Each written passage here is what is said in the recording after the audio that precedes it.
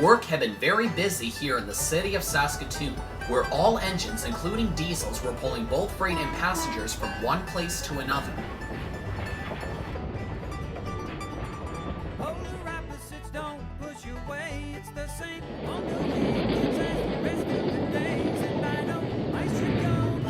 Among these engines was Connor, a Canadian National 280 consolidation-type steam engine.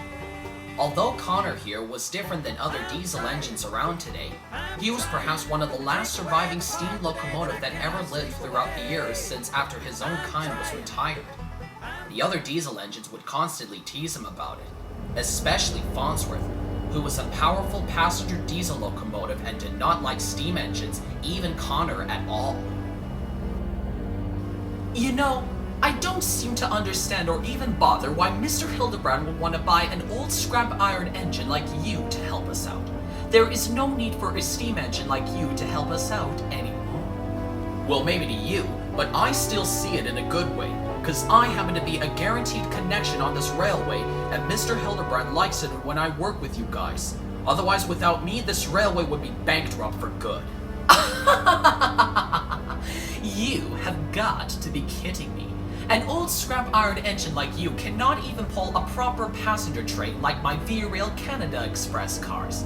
You're only good at pulling freight trains and shutting them into good places is all you'll be good at it. Now, if you'll excuse me, I have a passenger train to take to Jasper right now. Toodaloos! Show off. Early the next morning, a brakeman named Ben came over to the shed to see Connor. Good morning, Connor. I've got a job for you. Certainly, sir. Anything you say, and I'm all ready for that. So what's my first job? We're to take a short freight to the junction close by the warehouse. Be sure they're delivered on time, please. Of course I will, Ben. I'll be sure that they're delivered on time. That's a good engine I'd like to hear. Now if you go to work, please. Yes, sir. I'm on it. Connor arrived just in time to couple up his train, and Ben helped him connect the air pipes between the tender and the hopper. And then, with a huge blast of his whistle, Connor puffed out of the station.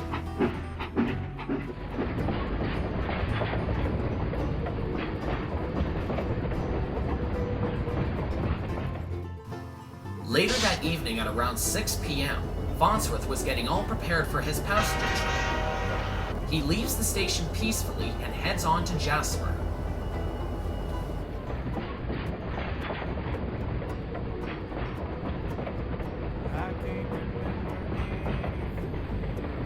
However, he didn't realize that later on, things are about to get in his way during his return trip back home.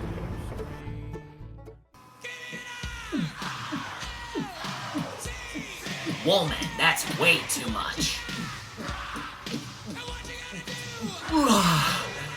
Oh man, this beer tastes so damn good.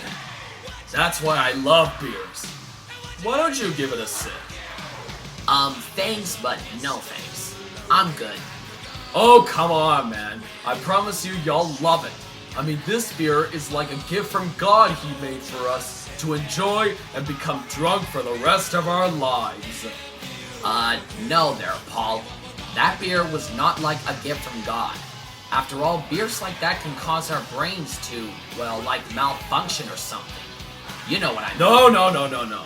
You don't get what I mean. This beer is definitely a gift from God.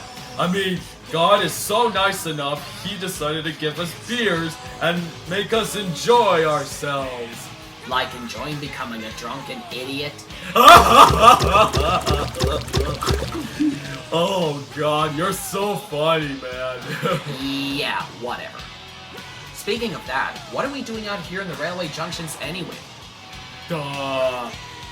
I don't know. Do you know where we are? Of course I do, you idiot. We're in a railway junction. If we stay out here any longer, we're gonna get caught by the guards, and who knows what will happen if we're... Huh? Hey, who's that fella?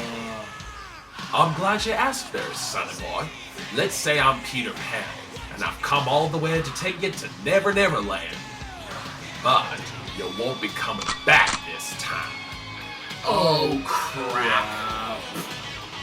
Should we make a run for it? Oh, yeah.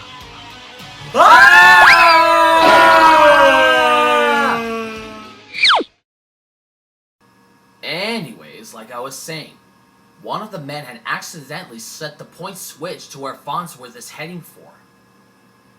On the way trip back, Farnsworth was making good timing heading for the station after going across the junction, when the engineer noticed something up ahead. Oh no! Farnsworth, I see the switch is pointing to the junction!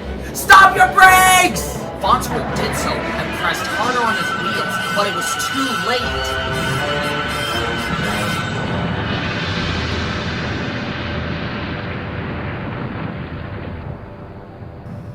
Farnsworth was derailed and crushed some of the old buildings that were about to be demolished. Luckily, none of the passengers were hurt, but they were anxious.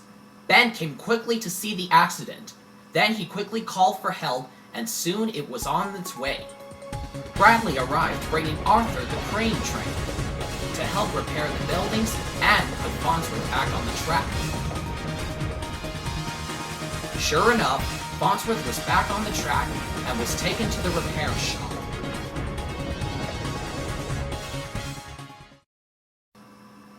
Later, Connor puffed out of the roundhouse and was getting all prepared to do his shunting work, when he suddenly noticed a long line of Via Rail Canada cars were in place beside him.